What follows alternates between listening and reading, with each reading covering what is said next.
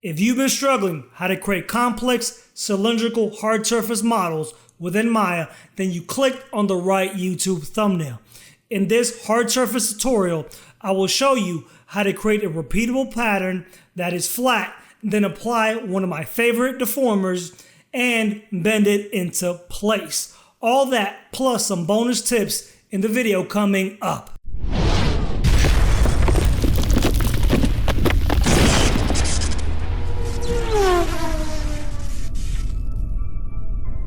What's going on, you 3D modeling beasts? This is jlmussi, and today we are talking about creating a cylindrical complex hard surface model within Maya. So how this video came about, I had a couple of messages via my ArtStation inquiring about how I created the barrel for this M2 Browning.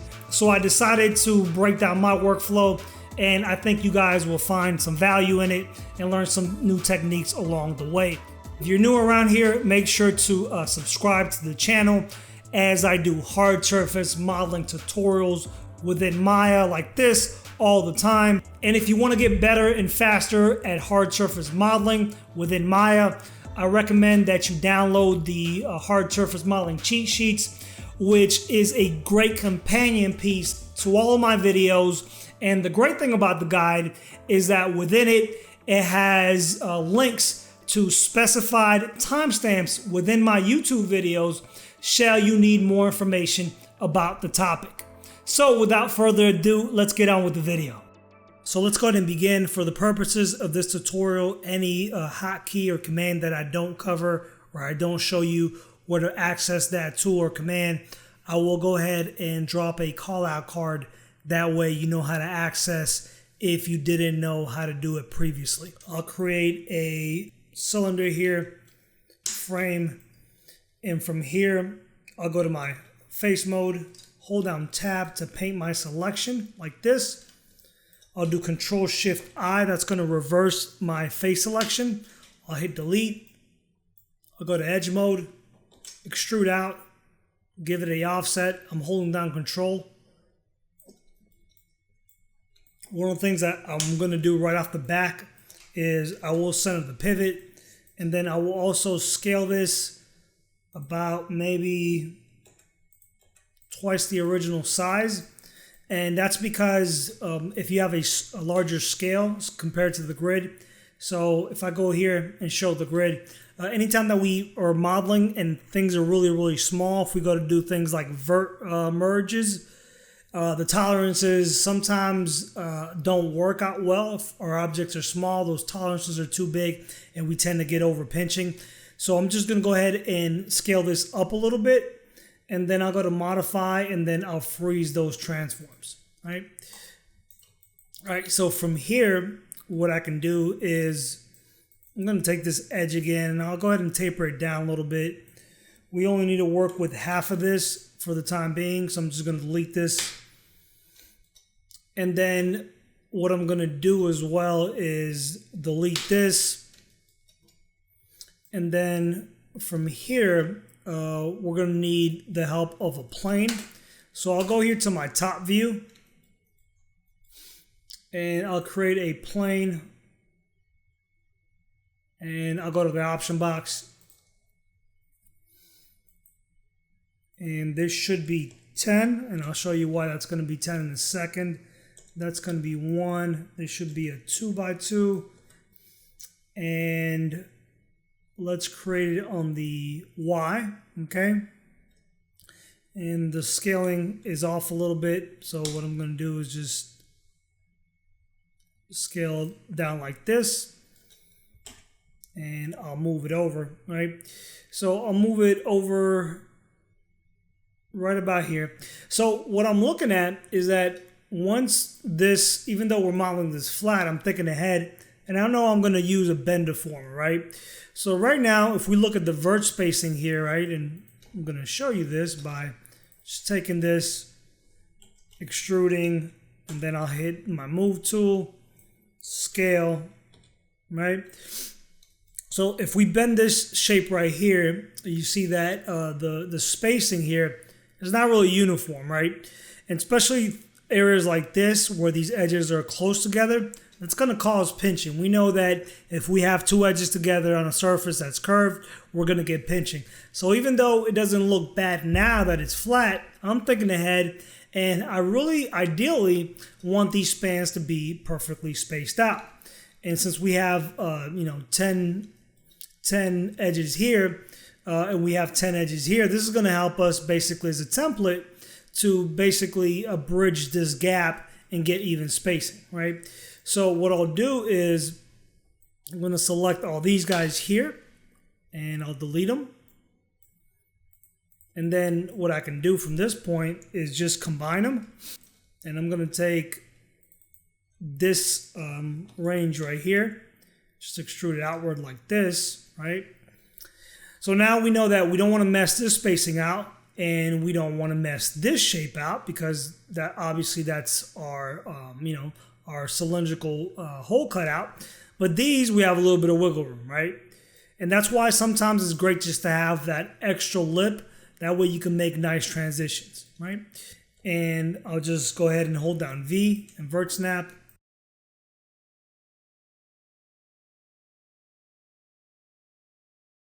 And what we could do from this guy, right? If this guy's a little bit off, it's not a big deal. Meaning, like, if this guy's slanted, right? Let's just say it was like this, and we wanted it to line up with these guys.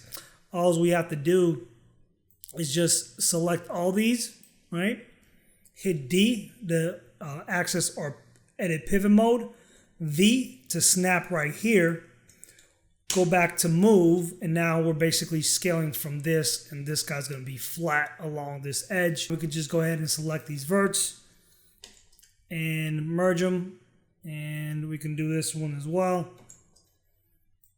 And sometimes I just like to make sure that my edges are straight, so right there, and just scaled. So what I did is I scaled towards that edge and I flattened it out. So this looks pretty good. We can go ahead and go to face mode here, delete this, right? And now it's time to create our pattern. But before I do that, I don't want, if I were to mirror this, we'd kind of have these verts kind of pinching here, right, for the mirror. So I'm going to give this a little bit of a buffer. And I'm just going to extrude this. Now, if I wanted to be super, super precise, what I could do as well, almost creating like a template for the spacing, I could go to edit mesh, and then we can do a duplicate. So now this face is pretty much on its own. And what I could do there, if I center that pivot on that face, and if I wanted to be super, super precise, I can hit D again, V, vert snap here, and then vert snap here. So I know that this edge or these verts need to be pulled up just slightly. So I'll select these guys and I'll move them. And what I could do as well is hit a D here again, vert snap there, W, and then vert snap there. And I know that's the same exact spacing, right? So from there, I could just take that one face and delete it. All right, so now I have that little buffer. So what I could do is just mirror this guy one time over. So I'll mirror it in the X and make sure this is relatively low on the tolerance. I'm going to take this edge here, and I'm going to go ahead and move it closer here. And then I'm just going to delete that and then mirror this guy over. I'll shift, right click, I'll go to mirror, make sure it's on the X. Make sure that merge threshold is nice and low. So I'm going to take this guy here. I'll hit Control D, move it down. And then we do want to create a repeatable pattern. And we are using the grid to our advantage. So what I want to do is move it right here. And if we really want to be precise, I can hit D, V, right, hold down V to vert snap there, hit W again, hit V to vert snap. And there we go, right? So these edges line up, and then here we'll go ahead and tweak them a little bit. So I'll go ahead and select both of these, combine, and then we can go ahead and merge. I'll go ahead and merge this guy here and this guy here, right? And then also we got to figure out which one we want to slide. So is it going to be this one, or is it going to be this one? Or we could do is select them both and maybe scale and maybe average them out. So I think that should work fine. So I'm going to take these guys here and just make sure they're merged. We could kind of redo this on the other side, but I'd rather just mirror this and make sure that it's just symmetrical. So we're going to go ahead and basically detach these components, and then we'll detach these.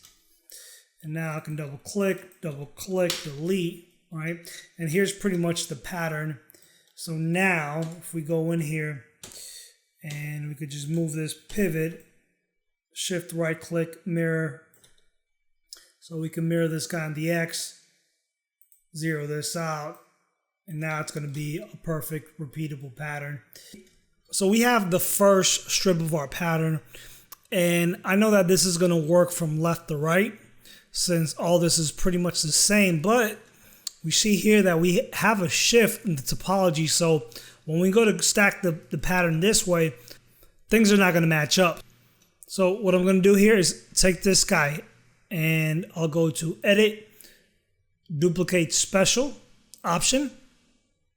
I'll duplicate special, and this is, I did create an instance, right? So if I go back here, it's set on instance. So the cool thing about the instance, if we put it up here, right, this is basically going to, whatever I do on one side, it's going to get mirrored over, right? So essentially, and since we're working on a pattern, instances actually can be very useful for a pattern creation like this, right? Because I can take this vert and move it to basically vert snap here, and you'll see that the little transformation that I did is going to get applied here as well, right? So we see that the pattern is going to fit, and we could do the same thing, the same exact thing on this one. So we could take it, hit V, and then snap, and you see that it did it to this one, right? So we know that this pattern is going to stack together quite nicely. All right, so from here, I can go ahead and delete this guy, no longer need it. It did the changes that we wanted. So we see that this is going to stack this way, and it's going to stack from left to right. So let's go ahead and create this from left to right. One of the things we could do now is extrude and add the thickness, or we could use the select similar command. I'm actually just going to do it now. That way it'll be a little bit quicker, and especially when we start duplicating and have a bunch of these, we don't have to worry about adding holding edges or any of that. So I'm going to go ahead and add the thickness now along with the holding edge. So I'll hit F, select this guy, select this guy. What I can do from here is just select arrange, shift click, and then double click this range, and then double click this guy. And you can hold down shift to extrude, and then from here we can just go and add a holding edge.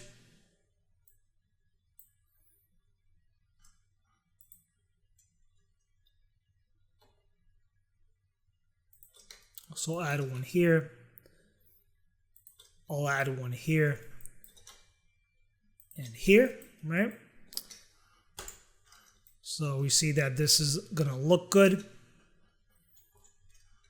We could just add an additional one in the middle. So control and middle mouse click is going to add in the middle. And that extra one is basically going to kind of reinforce this just a little bit better. We could also bevel and maybe hold that up even better. And I think I'm actually going to do that instead. So I'll take these guys here, delete, and kind of redo that selection real quick. Do a bevel with 2 divisions, and sometimes I do like doing the bevel, and it saves you time. And you see that you kind of get the the edges from both sides, and that's going to actually hold that up quite nicely.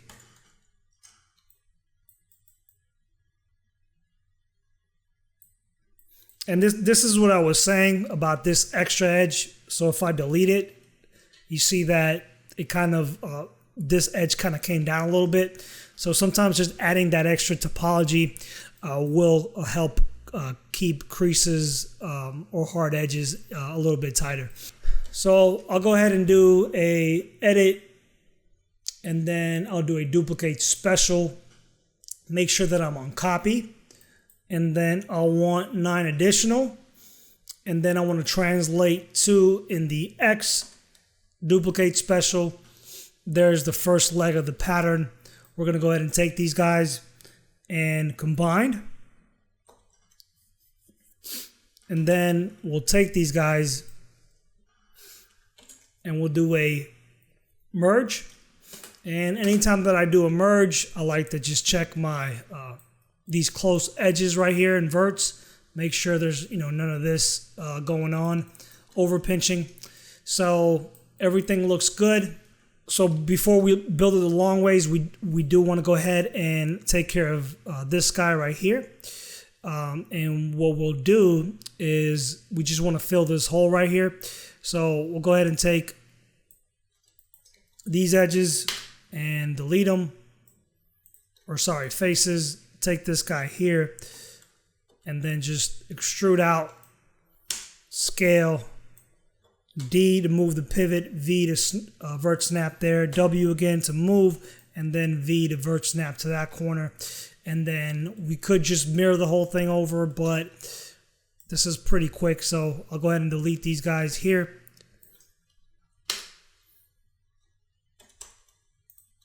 Select this range, extrude, move, scale, D, V,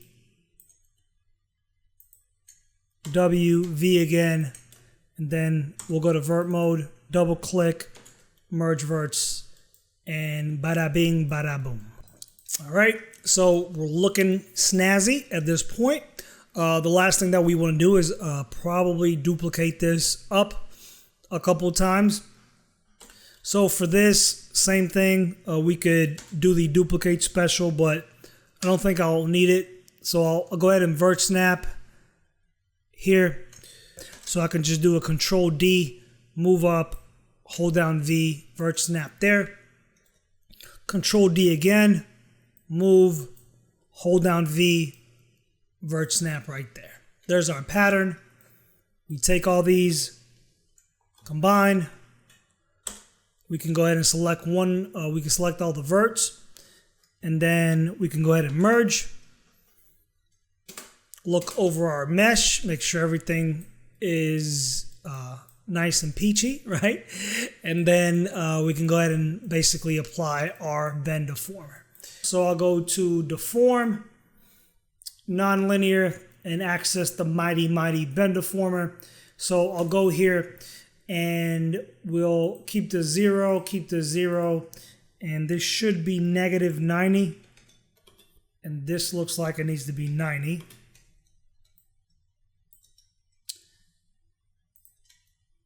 And then there we go. All right, so this is bending, and just make sure these are set to 90s or 0s. So now I'm capped off here, and what I can do is just give it a value of 360, and that's still not enough.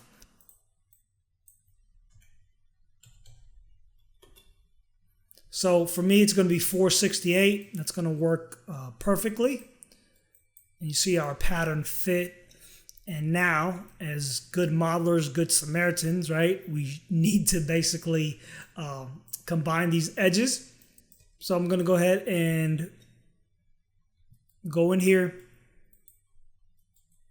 and double click, select that range. Same thing here. And select the other range. And now we can go ahead and merge it. Now that's merged. We can go to this object, and then we can do edit, delete by type, history, right? Anytime that you have a deformer, you want to delete the history before actually just deleting that deformer. If you do it without deleting the history, it'll just snap back to a flat plane. So I'll take this edge here, and then I'll go ahead and extrude,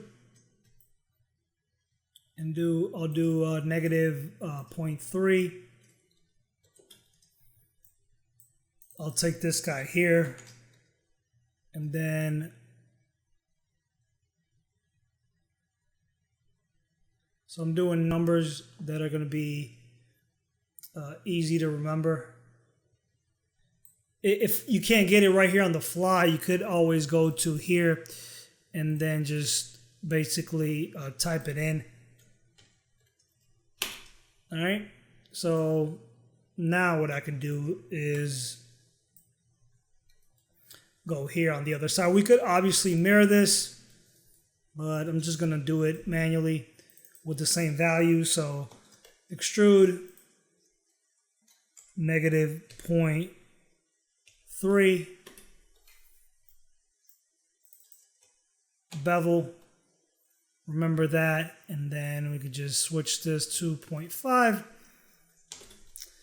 and then to wrap it up, we can just select these guys here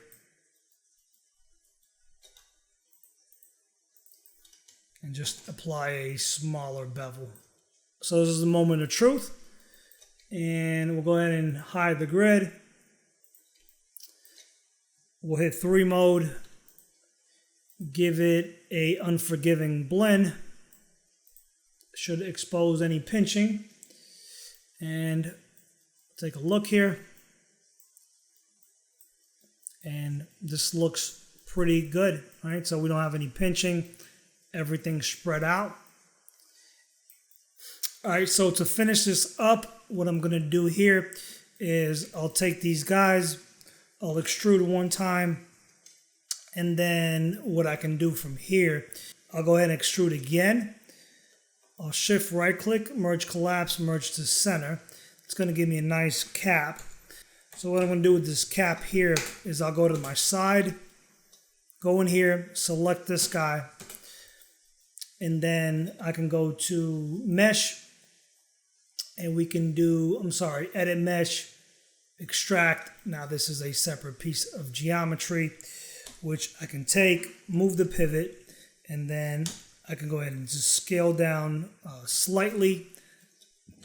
And then I'm just gonna move this guy here like so. Then I'll take this edge here, and I can go ahead and extrude down, and I can go ahead and just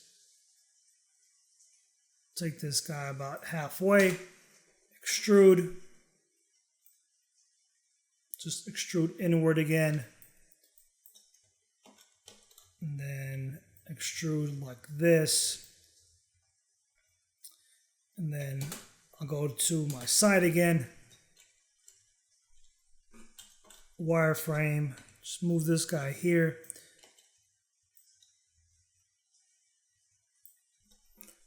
delete, and then I could just simply go in here, bevel this guy, just take these guys here, bevel them, take this right about here, hold down X to grid snap, scale flat, make sure my pivot is here, so I hit D, V, vert snap there, and then we'll go ahead and do a mirror in the X.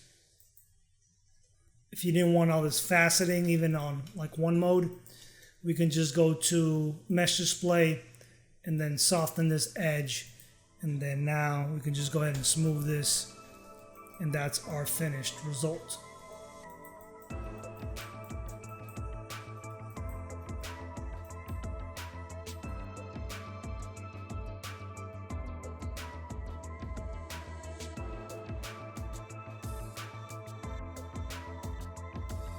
That's all the information that I have for you folks. Thank you so much for spending some time and improving your hard surface modeling techniques within Maya. Please let me know your thoughts, as always, in the comment section down below. Also, consider sharing this video with any 3D artists that you think might find some value in it. Until we meet again, folks, I will catch you next time.